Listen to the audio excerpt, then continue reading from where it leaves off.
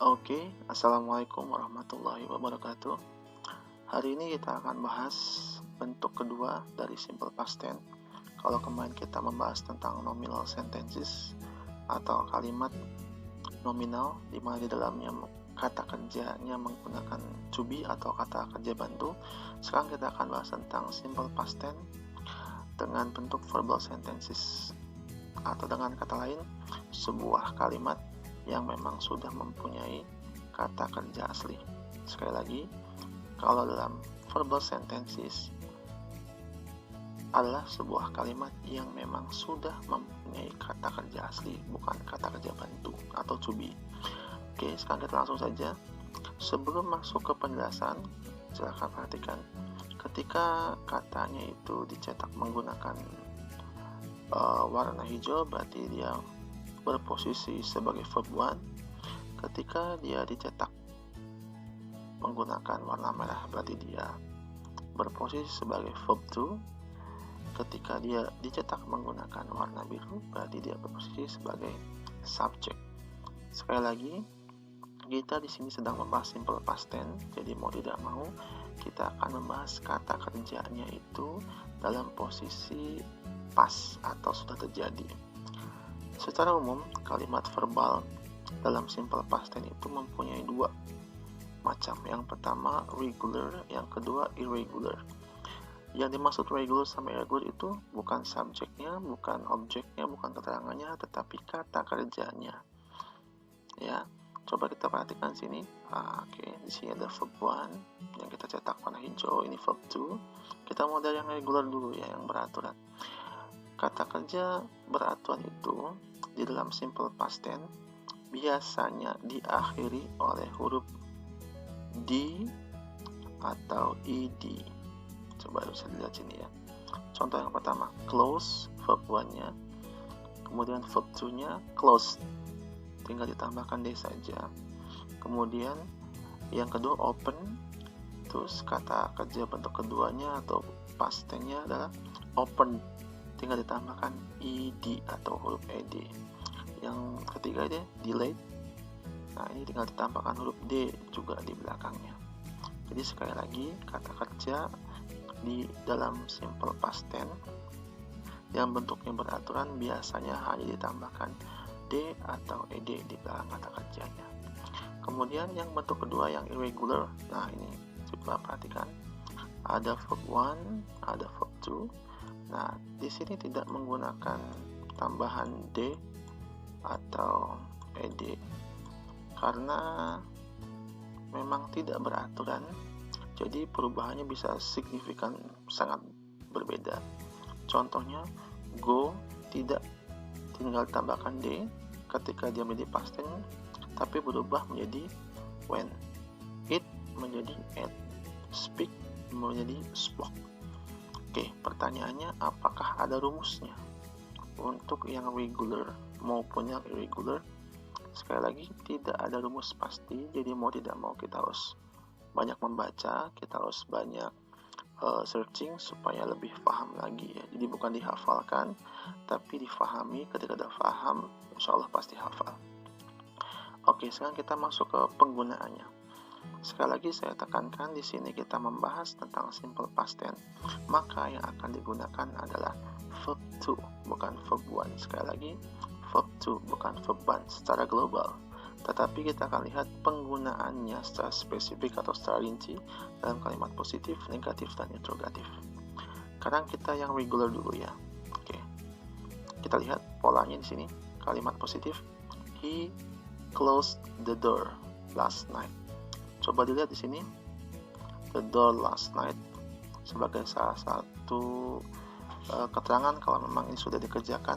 Di sini ada kalimat last night, tadi malam, kemudian ada subjek he.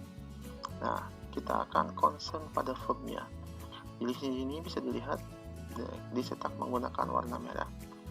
Oke, apakah ini regular atau irregular? Ya, kita sekali lagi kita bahas tentang regular dulu. Jadi kalau misalnya positif, polanya adalah subject plus verb plus complement. Contohnya adalah he closed the door last night. Tidak ada yang susah ya, jadi kita langsung menggunakan verb to di sini. Kemudian kalau berubah jadi negatif bagaimana? Tinggal dilihat di sini ada kata subjeknya apa? He did not close the door last night. The door last night-nya masih sama. Yang berubah, ini tinggal ada penambahan did not setelah subjek.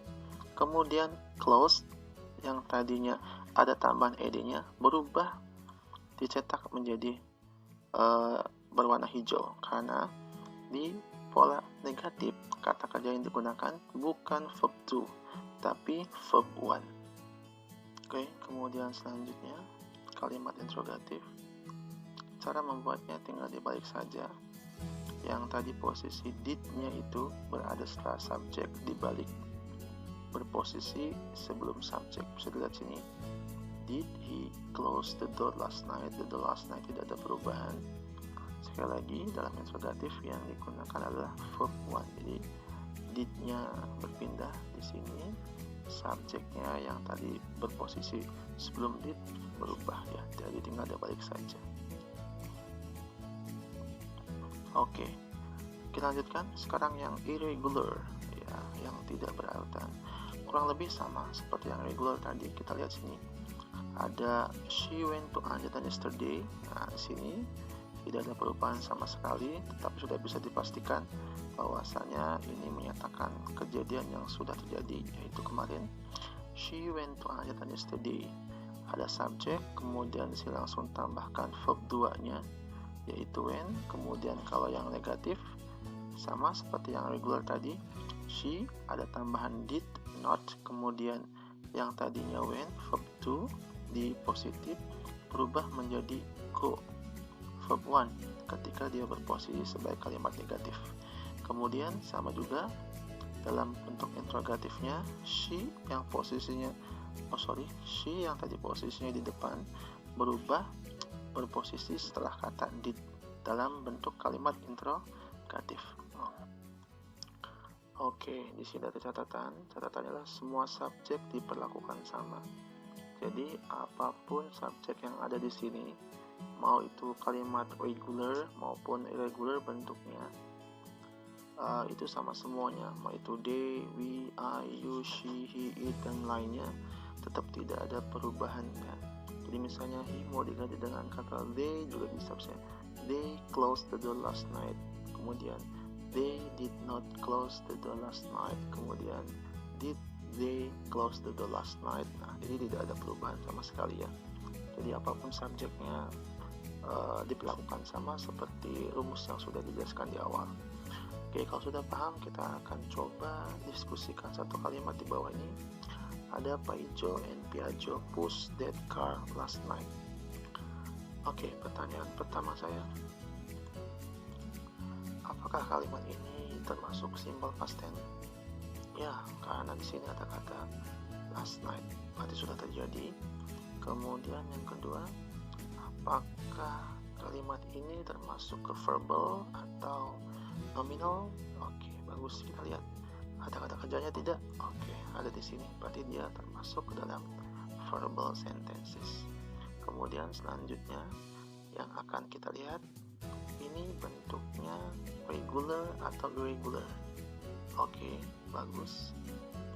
Di sini sudah ada tambahan ed di belakangnya, maka bisa disimpulkan biasanya kalau di akhir d atau ed itu dia termasuk ke regular ya, yang regular. Kemudian kalau misalnya kita sudah tentukan ini verbnya, maka sebelum verb disebut dengan apa? Oke, bagus, dengan subjek. Kemudian setelah verb disebut dengan complement atau object. Nah sekarang Pak, bagaimana kalau misalnya yang kita pakai subjeknya hanya Paijo saja? Sama enggak? Sama. Karena apa? Karena saya bilang tadi semua subjek dilakukan sama. Ketika yang subjeknya hanya jadi Paijo saja, maka Paijo pushed that car last night. Tidak ada perubahan sama sekali. Jadi apapun subjeknya, kata kerjanya tetap sama seperti ini ya aturannya. Oke, terima kasih. Semoga bisa paham semuanya. Assalamualaikum warahmatullahi wabarakatuh.